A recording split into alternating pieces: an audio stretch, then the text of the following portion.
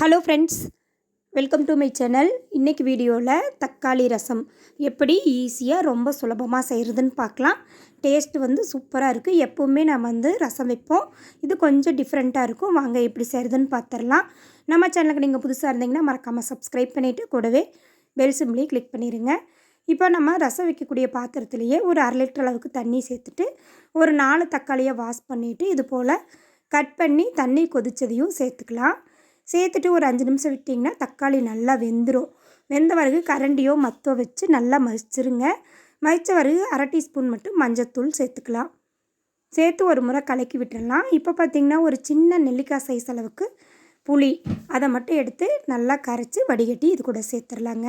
இது அப்படியே கொதிக்கட்டும். இப்போ கொஞ்சம் மசாலா வறுத்துருவோம். இப்போ ஒரு கடாய் எடுத்துக்கலாம். அதில் 2 காஞ்ச மிளகா, எங்கள் மிளகா நல்லா காரமாக இருக்கும், அதனால் காஞ்ச மிளகா 2 எடுத்துக்கிறேன். 1/2 டீஸ்பூன் அளவுக்கு வர கொத்தமல்லி, 1/2 டீஸ்பூன் அளவுக்கு பெப்பர் எடுத்துருக்கனால நான் 2 மிளகா எடுத்துருக்கிறேன். உங்களுக்கு காரம் எவ்வளோ தேவையோ அவ்வளோ சேர்த்துக்கோங்க. 1/2 டீஸ்பூன் அளவுக்கு ஜீரகம், 1/4 டீஸ்பூன் போல் வெந்தயம் சேர்த்துட்டு அடுப்பை லோ ஃப்ளேமில் வச்சுட்டு லேசாக சூடுபடுற அளவுக்கு மட்டும் வறுத்து எடுத்துக்கலாம். இப்போ இதை நல்லா ஆற வச்சுக்கலாங்க. ஆற வச்சுட்டு இடிக்கல்லோ அல்லது மிக்ஸி ஜாரோ எதில் வேணாலும் சேர்த்துக்கலாம். ஆனால் இடித்து செஞ்சு பாருங்கள், இந்த ரசத்தோட டேஸ்ட்டே சூப்பராக இருக்கும். இப்போ இதை நல்லா ஒன்றும் பாதியமாக இடிச்சிட்டு இதில் 4 பூண்டு பல்லை இதில் சேர்த்துருவோம். அதையும் நல்லா இடிச்சுக்கலாம். கூடவே ஒரு தக்காளியை பச்சையாகவே சேர்த்துருங்க. கூட கொஞ்சமாக மல்லி இலை இதையும் சேர்த்து நல்லா இடிச்சிடக்கூடாது, ஒன்றும் பாதியமாக இடிச்சுக்கோங்க. அவ்வளோதாங்க. நம்ம இடித்ததை ஒரு தட்டுக்கு மாற்றிடலாம்.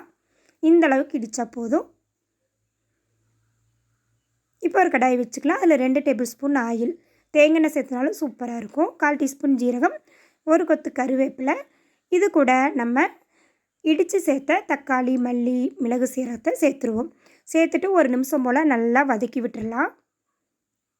பாருங்கள், ஆயிலில் நல்லா வதங்கி வந்துருச்சு. இது வதங்கினதை நம்ம ரசத்து கூட சேர்த்துடலாம். ரசம் ஆல்ரெடி நம்மளுக்கு கொதிச்சிட்ருக்கு. அது கூட இந்த தாளித்ததை கொட்டிட்டு தேவையான அளவு உப்பு சேர்த்துருவோம்.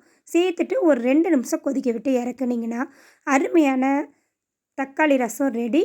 இப்படி ரசம் வச்சு கொடுத்து பாருங்கள், கண்டிப்பாக தட்டு சோறு எச்சாத்தான் காலியாகும். ட்ரை பண்ணி பாருங்கள். ஃப்ரெண்ட்ஸ், இந்த வீடியோ பிடிச்சிருந்தா சேனலை மறக்காமல் சப்ஸ்கிரைப் பண்ணிடுங்க, சப்போர்ட் பண்ணுங்கள்.